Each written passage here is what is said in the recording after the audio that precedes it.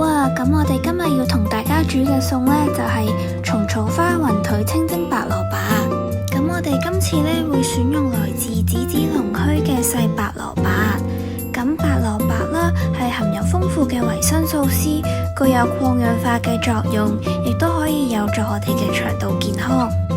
咁我哋呢，做呢一道菜嘅主要食材啦，要有白蘿蔔啦、雲腿同埋蟲草花嘅。咁如果屋企有蝦皮嘅朋友仔，我哋都可以拎出嚟備用噶。咁材料準備好啦，事不宜遲，我哋即刻開始啦。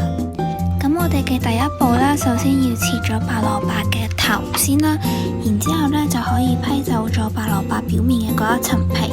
咁大家喺批皮之前呢，都可以用紙巾擦一擦佢表面嘅泥，然之後呢我哋就可以將白蘿蔔切片啦。咁一個細嘅白蘿蔔呢，大概可以切成3至4片啦。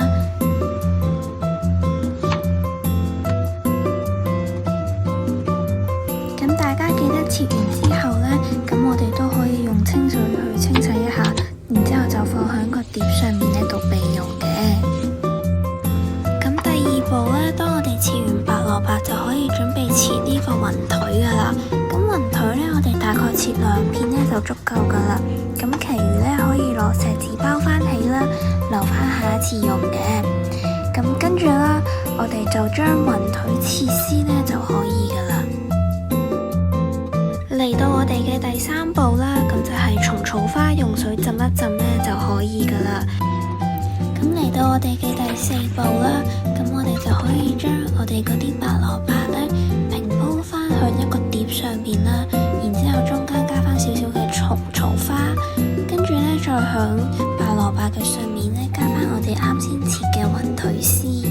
咁如果屋企有蝦皮嘅朋友仔呢，咁就可以拎出嚟，然之後呢就係響中間嗰度呢就放少少嘅。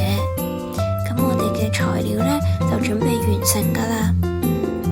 咁嚟到我哋嘅第5步啦，咁我哋要準備去煲水嘅。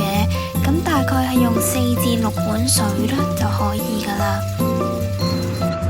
咁我哋可以用中火啦，或者向大火去到煲嘅。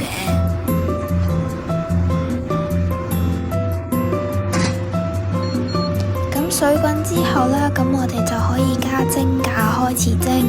咁蒸嘅時候呢，我哋可以先用大火，大概蒸咗5至10分鐘先嘅。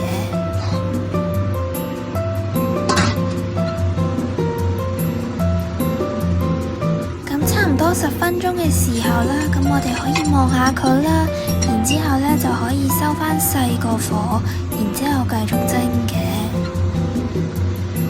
咁大概蒸多20分鐘之後啦，咁個蘿蔔就已經完全係熟晒，好腍噶啦。咁我哋就大功告成，可以拎出嚟品嘗一下啦。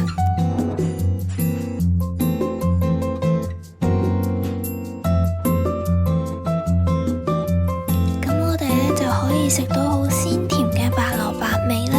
咁配上有少少雲腿嘅鹹香味啦，咁色香味俱全嘅。咁我哋呢今日就學完點樣煮呢一道蟲草花雲腿清蒸白蘿蔔啦，係咪好簡單呢？咁快啲一齊嚟學煮啦！